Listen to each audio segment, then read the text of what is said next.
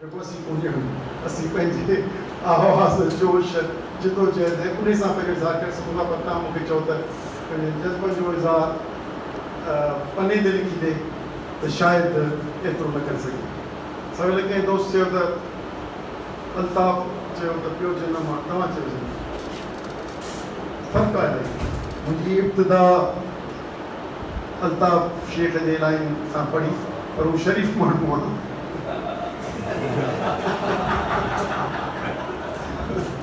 मुंहिंजो ज़ाती हुननि सां फैमिली रिलेशन बि आहे ऐं हू सिधो सो लिखण वारो प्रोफेशनल इंजीनियर ऐं सिधो नसर लिखणु ऐं जेको ॾिठो उनजी मंज़रकशी एतिरी ख़ूबसूरत कंदो हो जंहिं में बिल्कुलु ईअं अहसासु थींदो हो घुमण जो। ऐं पर हिन वक़्त ते खोड़ शयूं अॼु जे दौर में 2024 में जॾहिं असीं वञूं था त असां वटि जेका इंफॉर्मेशन अचे थी, टूर कीअं कजे, वीज़ा कीअं वठिजे, फलाणो इशूज़ कहिड़ा आहिनि, इहे सेकेंडरी आहिनि, इहे हींअर प्राइमरी न आहिनि। ऐं मूं 3 ॾहाकनि खां घुमणु शुरू कयो। हिकिड़े टूर तां यूरोप जे टूर तां वापसि आयुसि, मुंहिंजो वालिद इमदाद मोहम्मद शाह मूंखे चई ॿुधाए छा तूं इहो छा करे आयो? ऐं मां अहिड़ो ॿुधायां थो। ॿुधायोमांसि स्विट्ज़रलैंड वियुसि, पोइ बेल्जियम वियुसि, पोइ फ्रांस वियुसि, पोइ ईअं यूरोप जे मुल्क जा इंग्लैंड जा ख़बर वीचार ॾिनोमांसि। अच्छा ॿियो ॿुधी जंहिं महिल थोरो कयूं कहिड़ी तो पे कहिड़ी ॻाल्हि कई, इहो त हीअ ॾिठी हीअ कई जेके बि साइट्स ए साइट्स त आउं को किताबु पढ़ी छॾियां जेको इंफॉर्मेशन आहे टूरिस्ट खाई त इंट्रस्टिंग जेके जायूं आहिनि ए तूं ॾिसी आहीं, कहिड़ी वॾी ॻाल्हि कई, इन मां छा मुशाहिदो कई, छा उन कई। पोइ मूं चयोमांसि तव्हां पुछो मूंखे त कोन थो अचे, तव्हां ॿुधायो छा कंदा आहियो। ऐं जिते बि ईंदो आहियां, जिते बि आहियां, मूंखे का न का तस्वीर अची वेंदी आहे। जबलनि में ईंदो आहियां त मूंखे सिंध जो जबल यादि ईंदो आहे, जे थर में ईंदो आहियां, रेगिस्तान में ईंदो आहियां त उहो यादि ईंदो आहे, जेकॾहिं ज़रात जो ईंदो आहियां त ऐं पोइ यकदमि उन्हनि जी तरक़ी, उन्हनि जी उन्हनि ते पोइ यकदमि उन ते ख़्यालु ईंदासीं त पोइ ते वञी उन्हनि जी कीअं सुधारे सघे। हाणे सरदार मुंहिंजा कीअं थो सोचे पियो तव्हांखे पंहिंजो फर्स्ट हैंड इंफॉर्मेशन थो ॾिए। उन करे जंहिं शइ खे ॾिसो उहो पंहिंजे एंगल खां ॾिसो जेको क्रिएटिव ऐं उन मां ॿियनि खे बि उनजो लाभ पई सघे। बाक़ी इहो भितियूं शितियूं ॾिसण ऐं फोटू इहो त आम थी वञे, पर अल्ताफ़ शेख खां मुख़्तलिफ़ न करे आहे जो मूं हू पढ़िया हुआ अलाए कॾहिं 30 साल अॻे ऐं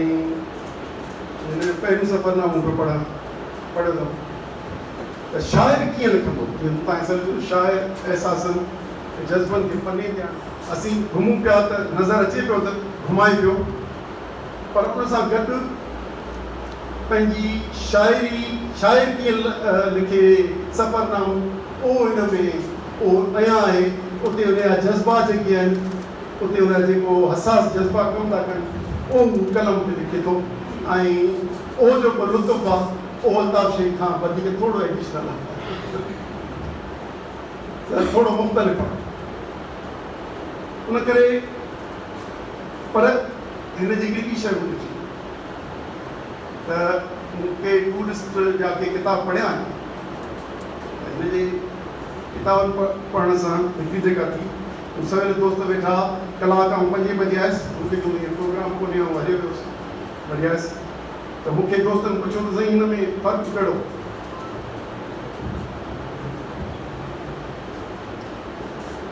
मुंहिंजो सोबत पंहिंजी कंपनी प्यारा दोस्त हाणे त आउं टिनी सां वाक़ुफ़ु थी वियो आहियां, वधीक त मूंखे ख़बर कोन्हे पर घुमण जे ज़रिए वाक़ुफ़ु थी वियो आहियां। उन्हनि सां गॾु सिंधी स्टाइल में इंडोनेशिया घुमी आयो, सिंधी कीअं घुमे, कहिड़ियूं शयुनि ते इंट्रस्ट थींदो, उन्हनि ते कीअं राय सनी थो करे। इहो मूंखे ईअं लॻो जहिड़ो 20 साल पहिरीं असीं नौजवान हुआसीं के कराची घुमंदा हुआसीं या ॿाहिरि घुमंदा हुआसीं, कहिड़ियुनि शयुनि ते तबसरा कंदा हुआसीं, उहे हर जाइ ते तबसरा कंदो थो नज़र अचे। ऐं हिन जी वरी तशबीहूं हेठां अची वियो रखियल पुलिस तश्की हिकिड़ी पढ़ी मूंखे ॾाढो लुत्फ़ आयो। उहो छा आयो, उहो ई पंहिंजे दादू स्टाइल में यानी महबूब खे चंड सां भेटींदे ॾिठो आहे, अलाए कहिड़नि कहिड़नि शयुनि सां भेटींदे ॾिठो आहे, हिन बिस्कुटनि सां भेटियो।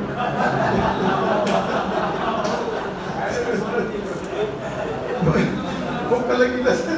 बिस्कुटनि सां, सही आहे साईं, मुंहिंजे लाइ मतिलबु इलाही बिस्कुटनि जहिड़ी ख़ूबसूरत छोकिरी पीछे इहो सही इहो तव्हां शाइरनि लाइ चाहींदा तव्हां हिनखे बि इस्तेमालु करे सघो। ॿियो वतन दोस्ती, हिकिड़ी असां कॉमन शइ आहे जेका मुख़्तलिफ़ दोस्तनि ते छो त ॿाहिरि हाणे घुमणु घटायो अथऊं, न त आउं दुनिया जा 25-30 या 40 मुल्क घुमी चुको हुयुसि, हाणे कोन थो घुमां। त नेशनलिस्ट कीअं घुमंदो, छो त असांजे पाण में रिलेशन हिकिड़ो वतन दोस्त क़ौमी कारकुन हुजणु आहे, सोच आहे। ऐं संदसि साईं जीएम सैद सां हिकिड़े पंहिंजे एंगल खां, असां पंहिंजे एंगल खां, पर उनखां इंस्पायरेशन आहे, उनखे असांजी पाण में हिते कचरियूं थियूं आहिनि। त जिते पुछनि था तूं किथां आयो आहीं, हू चवे थो त पाकिस्तान जे सूबाए सिंध मां आहियो। हिन जी ज़रूरत कान पवंदी आहे हाणे, पर पाकिस्तान काफ़ी आहे, पर इहा आइडेंटिटी त सिंध मां आयो आहियां। वरी क़ौमी कारकुन 20 साल अॻे 30 साल अॻे दोस्तनि सां गॾु घुमंदासीं त उहे कीअं चवंदा, थोरो मुख़्तलिफ़ न त ॿियो आम सुवालु हूंदो किथां आया आहियो, त चवंदा त सिंध।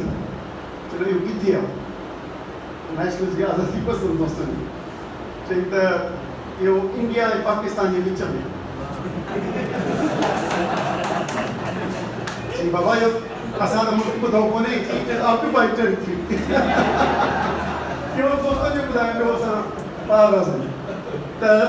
हिन पंहिंजो तारुफ़ पंहिंजो तमामु सुठो तारुफ़ कराए थो, इहो चवे थो त माना हर जाइ ते ऐं उनजी वरी उते कंहिं सां ॻाल्हाए थो, का पुछेसि थी छोकिरी आहे त हुन सां डेग ज़रूरु करे थो, उन्हनि खे मुंहिंजे दर्जे जो ॿुधाए थो, उन्हनि खे ख़बर ई कान्हे तॾहिं लॻो पियो आहे। त यकीन तौर ते इहो असांजो यानी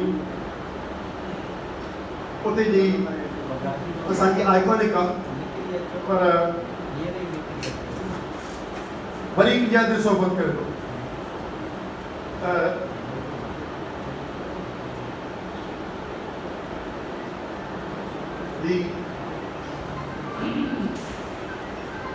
ख़ैर तारीख़ ज़रूरत खे पॉइंट से अचूं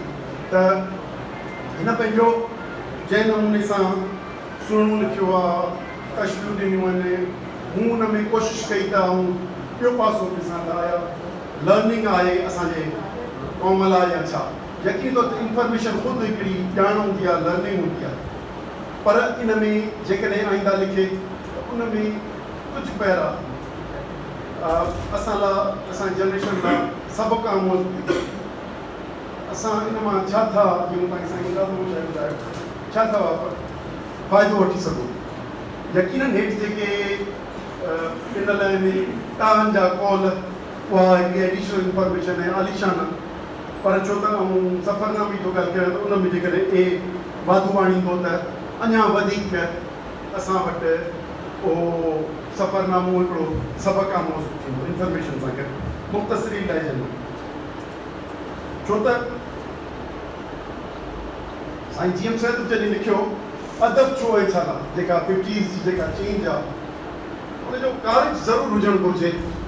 कुझु शयूं ईअं आहिनि, भले ज़ुल्फ़नि ते लिखो, ॿियनि ते लिखो, पर मुंहिंजे ख़्याल में सिर्फ़ु उन ते तबाज़माई करणु, पंहिंजे जज़्बनि जो इज़हार करण जे बजाए उन को असांजो सोशल या पॉलिटिकल विजन हुजे जंहिंजी निमाया उते अचणु घुरिजे। हिकिड़ी ॼाण सोबत लिखे थो त समुंड ॾे वियासीं पे, उते समुंड पाणी अची वियो, आऊं ट्रिप ॾेई ऐं पथर ते चढ़ी वियुसि। छो त मूंखे समुंड जो पाणी कोन वणंदो आहे ऐं उते फलाणे दोस्त खे तकलीफ़ थी का एलर्जी थी, ॿिया दोस्त ॿिया छो त इनकम कोन छो त लतीफ़ चए त खिड़ियासीं चढ़िया इहे अथई मई मती महिराण में ओट कोन्हे त निहाल मिली संपूड़ो साड़ी सेणास जी भले भले पर मसइलो इहो आहे त मुंहिंजो इहो हूंदो आहे त चैलेंजिस के ही जेके बि शयूं आहिनि छा जेकॾहिं को एक्सीडेंट थी पए तव्हां रोड तां निकिरणु छॾे ॾींदुसि छा ऐं हिकिड़े भेरे ट्रेनिंग ते वियुसि मथां चूं त चुप ॾे 15 फुट मथे हाणे मथां मथे स्विमिंग पूल में चुप ॾे वञो वरी मोटो जाम पोइ ॾिठुमि त उते ख्वारी थींदी मथां टिप ॾिनो मूं चवण सभिनी टिप ॾिना आहिनि ऐं छो ॿुधंदुसि टिप ॾिनो त अच्छा माना जेके संगत वारी उन में उहा मोटिवेशन करण वारा कोन हुआ सो उन करे हिकिड़ी शइ ॾाढी सुठी लिखियलुसि जेका मूंखे ॻाल्हि आउं हुन सां मुतफ़िक़ थियां मुंहिंजे ख़्याल मां वरी पूरो करणु घुरिजे टाइम पूरो थियणो हूंदो इन करे 5 मिंटनि में आउं कोशिशि कयां त न हिकिड़ी शइ ते लॻे न वणी ऐं निकिरी विया पोइ वरी नांगनि खे क़ैद करे ॾंद भञी ज़हर कढी कंहिं कर्तव्य ॾेखारिया फासाया उन सभु दोस्त जा ॾिया मूंखे ख़बर न आहे छो उन खां नफ़रत आहे मूंखे पढ़ण सां हिकदमि इहो ख़्यालु आहे मूंखे इहो पढ़ण सां इहो ख़्यालु आयो त सिंधी सोसाइटी आहे उन जा पॉलिटिशियन आहिनि उन जा ब्यूरोक्रेट आहिनि उन जा साहबी उन जा लिखारी आहिनि उन जा शाइर आहिनि सॉरी कंहिंखे बुरो लॻे अक्सरियत इहो ॻाल्हि करे छो त अक्सरियत जी जेका ज़हनियत आहे उहा सोसाइटी असांजी करप्शन खे अडॉप्ट करे वई असां वटि के जिदोजहद कंदड़ के वॾा वॾा सूर्य ॿिया इहे बिल्कुलु असीं ॾियूं था पर मूंखे हिते जो इहो ख़्यालु आयो इहो पढ़ण महिल त कीअं एस्टेब्लिशमेंट असांजे सरदारनि असांजे 20 ग्रेड जे सेक्रेटरी ब्यूरोक्रेटनि ऐं चीफ सेक्रेटरी ॿियनि ऐं सोसाइटी जे मुख़्तलिफ़ मुतहरिक ऐं ताहा ऐं किरदारनि खे कीअं ज़हर कढी ॾंद हणी ऐं कीअं कर्तव्य पिया ॾेखारीनि पोइ तव्हांजी अॻु सियासत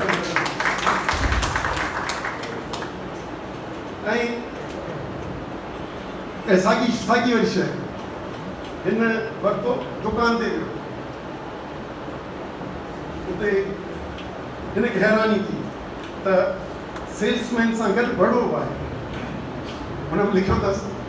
ॿाहिरि निकिरे थो त हुनखे वरी सेल्समैन खां ॿाहिरि ऑफर थो ॾिए त कंहिं जान न मञे इन पढ़ण सां बि मूंखे साॻी क़िस्म जी आई कीअं कतार में असांजे मुआशिरे जा मुख़्तलिफ़ समाज सुधारक NGO सर्विसिस वारा कीअं कतार कढियो बीठा आहिनि इन कम ऐं नतीजे उहा कंहिंजी था कनि उहा पंहिंजे वतन जी मादरे वतन जी सिंध जे हिकु हिकु इंच जी असांजे हक़नि जी पंहिंजे कलम जी जे इख़्तियार सां पंहिंजे वतन जे सौदो कनि था विकिणनि था ऐं इहो वापारु लॻे पियो असांजी सकाफ़त जा कूड़ा मेला अचनि था असांजी सियासत आज़ादु न आहे असां कहिड़ो माहौल आहे हीअं सन में चोरी तव्हां छा लिखियो पोइ 10-15 सालनि खां वठी पीपुल्स पार्टी दौर में छा पिया ॾिसो पुलिस चेक कंदी आहे रेंजर्स कंदी आहे नंढे हूंदे तव्हां बि आया हुआ ईअं त पुलिस ईंदी आहे रेंजर्स ईंदी आहे उहा हफ़्ते खां माहौल पैदा कंदी आहे त तव्हां वञो हुन में सो हिते माना अहिड़े क़िस्म जो मुआशिरो ठहियो पियो आहे ऐं सॼा इंस्ट्रूमेंट असांजा इहे छो त असां वटि 70-80 सैकड़ो ब्यूरोक्रेसी में पॉलिटिशियन में ॿियनि में सभु असांजे रेस जा आहिनि और उन्हनि जो किरदारु तक़रीबन इन सेल्समैन खां मुख़्तलिफ़ आहे जो त तव्हां हुजणु इंटेलिजेंट हुजणु इहो यकीनी तौर ते पंहिंजे ते ख़ूबी आहे, पर तव्हां वटि को किरदारु त हुजे या तव्हां बि जॾहिं शातिर ऐं मनफ़ी इस्तेमालु थिए त उहा कहिड़े कम जी। उन करे हिकिड़ी चवणी आहे अंग्रेज़ीअ में त if you cannot beat them join them, या त बाक़ी जेको बचियल बाशऊर बाज़मीर माण्हू आहे उहो बि इन्हनि पिम्स जे कतार में कंप्रोमाइज़ करे जॉइन करे, या स्ट्राइक फॉर चेंज, या उन सां टकराए बहितरी लाइ पंहिंजी चेंज लाइ पंहिंजो किरदारु अदा करे, जीअं हिन पंहिंजे लिखणनि में पंहिंजे 28 किताबनि में पंहिंजो मोर्चो ॾिठो आहे, उन ते पंहिंजो कमु करे थो, पंहिंजे मुस्तक़िल मिज़ाज सां हले थो, त पंहिंजे किरदारु आख़िर में लिखंदुसि किताब में त ध्यानु ते थो लिखे त को न को किरदारु अदा करियो, पाण नथा करे सघो त ॿियनि खे इनकरेज करियो। सो आउं सुञा पियो त इहो आहे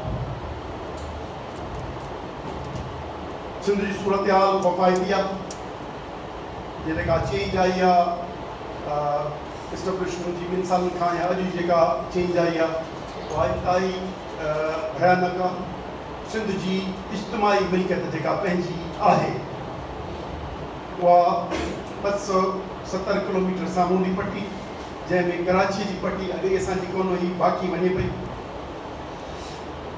मादनी वसीला 30 साल घटि में घटि उन खां मथे लीज़ ते वञनि था।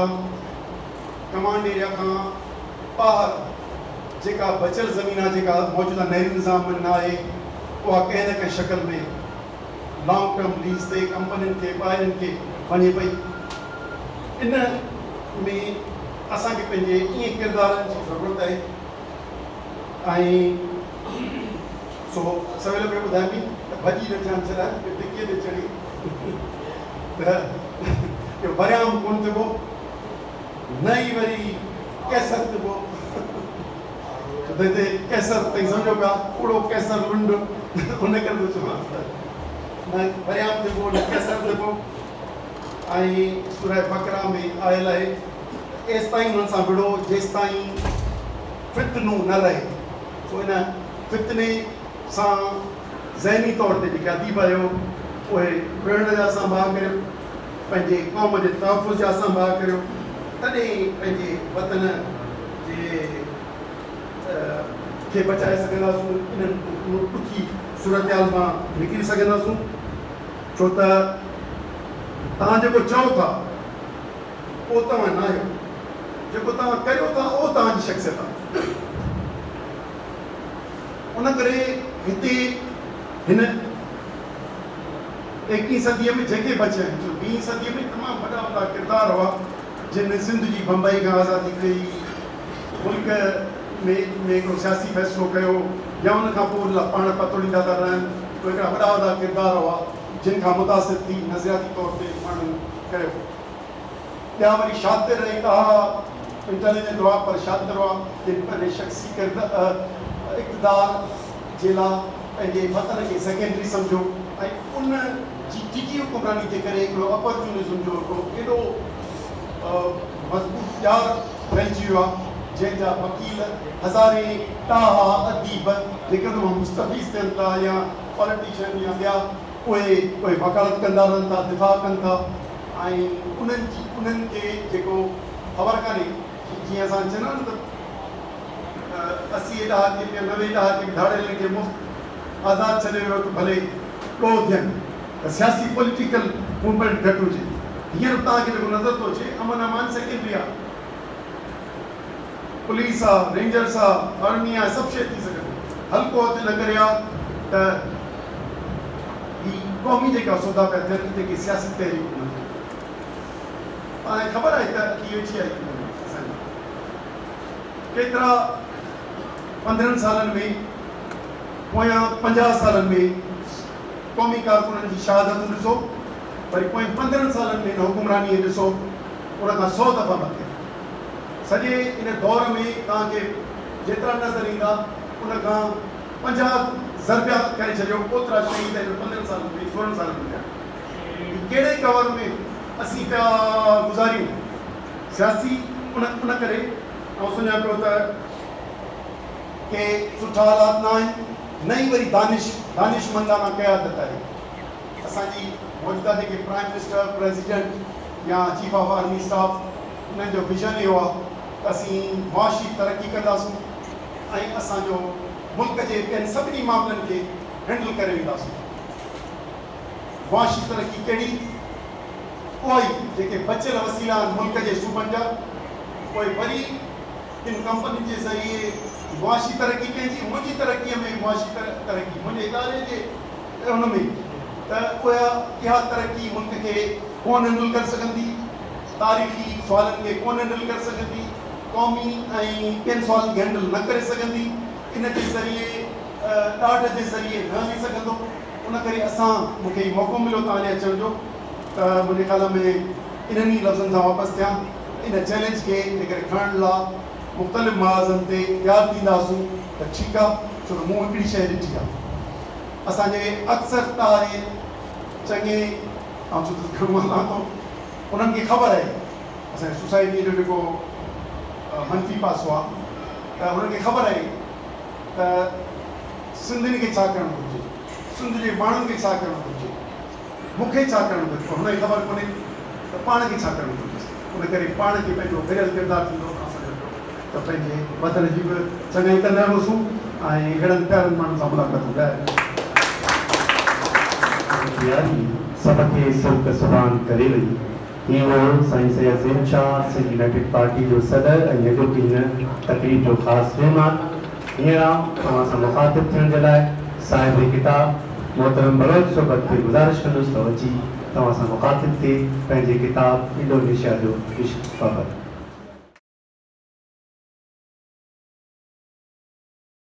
तमाम क़ीमती टाइम मां वक़्तु कढी हिन नाचीज़ ऐं किफ़ले मकतब तालिब इल्म जे लाइ मान बख़्शूं। उन सां गॾु मां थोराइतो आहियां सिंध जे नाले वारे दानिश्वरनि साईं मुमताज़ महर साहिब जन जो, पंहिंजे प्यारे साईं रज़ाक सरदे साहिब जो, रफ़्तार राय शिवानी साहिब जो, ऐं साईं मुख्तियार समूह साहिब जो, ऐं पंहिंजे साईं मोहतरम रखियल मोराई साहिब जो। उन खां अलावा मूंखे जेकॾहिं इजाज़त ॾियो त मां हिकिड़ो ॿियो आहे त मां हैदर इमाम रिज़वी साहिब खे गुज़ारिश कंदुसि त उहो स्टेज ते अचनि त मां अजरक वारे हुनखे ऑनर जे लाइ पेश करे सघां। हैदर इमाम रिज़वी साहिब खे गुज़ारिश।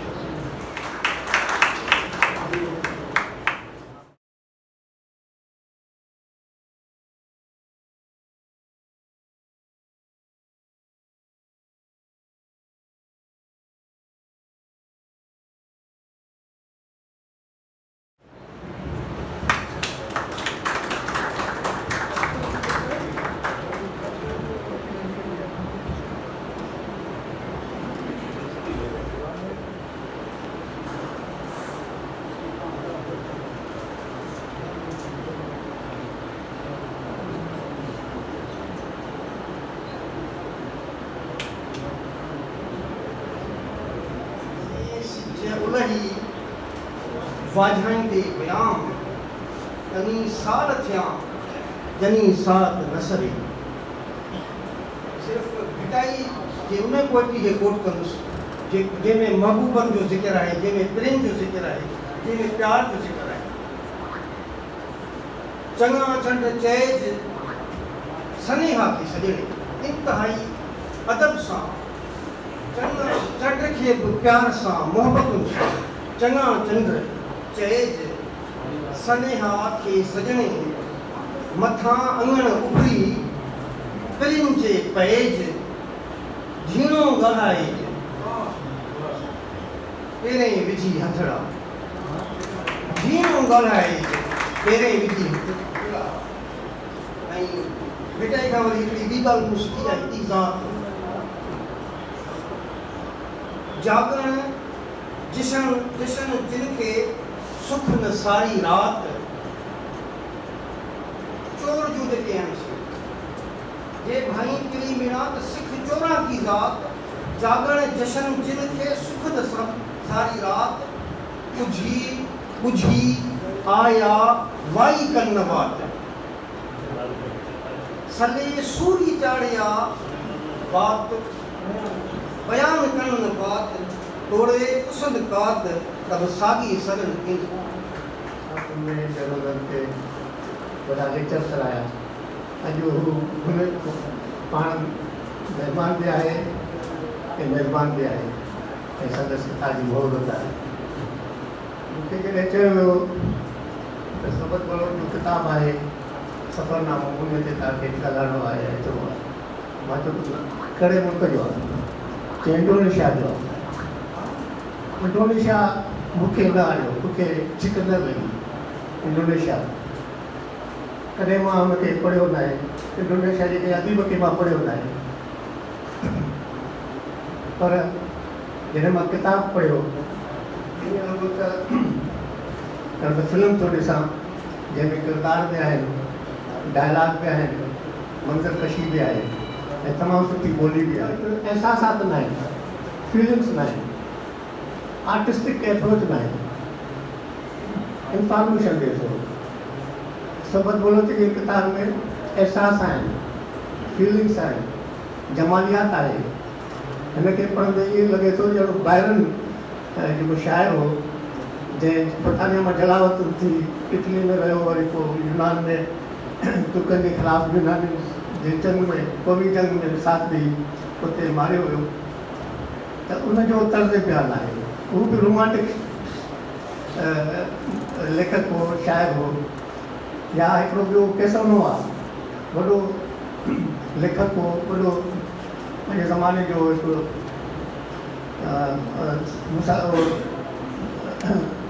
टूरिस्ट हो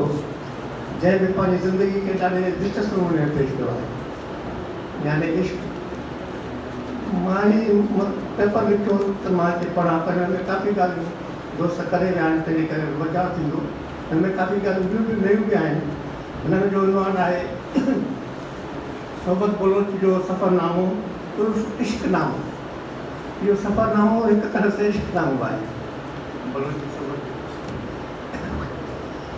तंहिंजे करे ॾाढो वधीक वजह थींदो हीअ उमेद त जेकॾहिं शायदि थियो कॾहिं बि त पोइ दोस्तनि खे हिन मां काफ़ी मालूमात थींदी हिते जय शाह साहिब जी सुठियूं ॻाल्हियूं कयूं सिंध जे हवाले सां मुंहिंजे असां सिंधी लेखक ऐं साफ़ी सुठो लिखनि था पर मूंखे हैरत थींदी आहे त असांखां वधीक बहितर पंजाब जा दानिशवर लिखनि था हिकिड़ो किताबु आहे सिंध जेको पूरी हिस्ट्री ॾिनल आहे उहो हिकिड़ो पंजाबी दानिशवर आहे जेको कराची यूनिवर्सिटी जे शोबे छपायो आहे इंग्लिश में बि आहे उर्दू में बि आहे ॾाढी तफ़सील सां ताज़ो हिकिड़े दानिशवर लिखियो त बाबा पाकिस्तान त हिकु फ़ौजियुनि जी एम्पायर आहे शहनशाही आहे नओं साम्हूं थो अचे त एम्पायर आहे फ़ौजियुनि जी इस्टेब्लिशमेंट जी एम्पायर आहे हीअ मतिलबु हिकु क़दम मथे आहे एम्पायर त असां मुग़लनि जी बि ॾिठीसीं बरतानिया जी बि ॾिठीसीं ऐं मौजूदा एम्पायर बि ॾिसूं था मुंहिंजे ख़्याल में बरतानिया वारा बरतानवी राज घणे क़दुरु आम पब्लिक सां हुनजो सुठो रवैयो रहियो हिकिड़ो बिल्डर क़िस्म जा तमीरात जा उहे आशिक़ हुआ ऐं काफ़ी शहर अॾिया बॉम्बे थियो कलकत्तो थियो कराची थी इहे सभु उन्हनि अॾिया उन भेट में हाणे छा था ॾिसूं मूंखे 4 साल अॻे गुरखेल वञण जो मौक़ो मिलियो त मूंखे हैरत थी त एॾो सुठो इलाइक़ो जंहिंखे उहो वॾेरनि जे कब्ज़े में आहे जाके घुमण वारनि महिमान टूरिस्टनि खे पीअण जो पाणी नथो मिले सुठा टॉयलेट ठहियल न आहिनि हीअ हालत आहे असांजे सिंध जी जेके कराची कनि था कराची हमारा या कराची त उन्हनि खे ख़बर आहे त 35% जेको कराची जो इलाइक़ो आहे उहो कैंटोनमेंट जे कब्ज़े में आहे या DH जे कब्ज़े में आहे हीउ इलाइक़ो बि DH जे हुनजे कैंटोनमेंट जे कब्ज़े में आहे हितां जी जेका बि इनकम आहे उहा KMC खे नथी मिले उहा कैंटोनमेंट खे थी मिले कैंटोनमेंट बोर्ड खे थी मिले घटि में घटि उहे त छॾायो जेके हाणे शहरी इलाइक़ा थी विया आहिनि त कैंटोनमेंट त ॿाहिरि वञी रखो। जंहिं ज़माने में हीअ कैंटोनमेंट हुआ तॾहिं शहर एतिरो वॾो न हो। हाणे त हाणे शहरी शहर आहे फैसल सॼी कैंटोनमेंट जे करे जेके पेट्रोल पंप ठहियल आहिनि उन्हनि जी बि जेका दवा उहा बि कैंटोनमेंट खे थी मिले। त कराची जे अवाम खे छा फ़ाइदो मिलंदो जेकॾहिं इहा हालत आहे। ऐं असांजी हुकूमतूं फ़रादिली करे या सिंध दुश्मनी करे डिफेंस सोसाइटी जो हिकिड़ो वॾो इलाइक़ो सुपर हाईवे ते ॾिनो अथऊं, शर्म जी ॻाल्हि आहे। ऐं ॿिया बि थोरा वॾा ठाहिया पिया, सिंध बिल्कुलु कानूनाइज़ थी वई आहे। सबत बलोच 50% जा मुल्क आहिनि जिते जिते वियो आहे। उहो दुबई बि वियो आहे, दुबई ते बि शायदि किताब लिखियो आहे।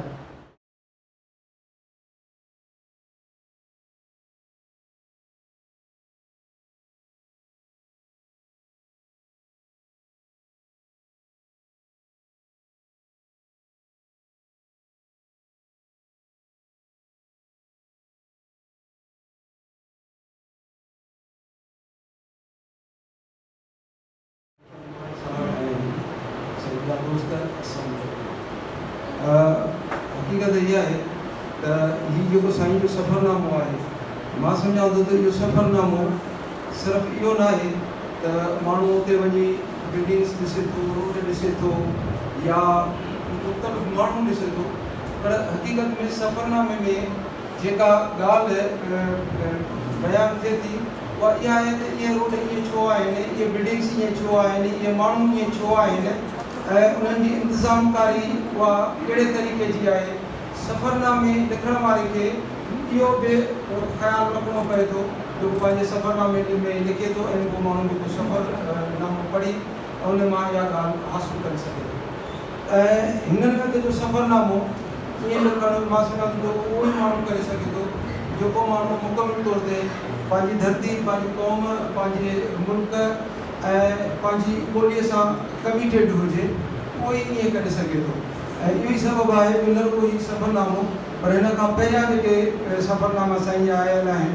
ऐं अञा जेके ॿ सफ़रनामा जेको साईं लिखे थो वेठो हिकिड़ो लिखिजी वियो आहे, जो आहे लिखण वारे मरहले में आहे, उहो बि छपिजी ईंदो। इन खां अलावा जेके 28 साईं जा किताब आहिनि उन्हनि में हिकिड़ो त साईं जा अंग्रेज़ी ग्रामर जा किताब आहिनि जेके सिंधी नौजवाननि खे अंग्रेज़ी ॿोली सम्झाइण जे नियत सां साईं में लिखिया आहिनि। ऐं ॿिया किताब कॉन्फिडेंस बिल्डिंग जे लाइ आहिनि जेको नौजवान पढ़े, ऐं केतिरा ई किताब तर्जुमो थियल आहिनि अंग्रेज़ीअ मां ऐं उर्दूअ मां। त इहे सभई जेके किताब आहिनि जिन जा मुख़्तलिफ़ मौज़ू आहिनि, उन में सफ़रनामा बि आहिनि, शाइरी बि आहे, कहाणियूं बि आहिनि, मज़मून बि आहिनि, तर्जुमा बि आहिनि। उहा हिकिड़े कमिटमेंट तहत साईं सोबत अली साहब करे थो। उहा कमिटमेंट आहे हिन जी ॿोली, हिन जी धरती जेका आहे, हिन जा पंहिंजा माण्हू जेके आहिनि उन्हनि सां कमिटमेंट आहे जो हू चाहे थो त उहो समूरो शऊर जेको आहे उहो उन्हनि नौजवाननि ॾांहुं, माण्हुनि ॾांहुं, आगाही माण्हुनि ॾांहुं मुंतक़िल थिए।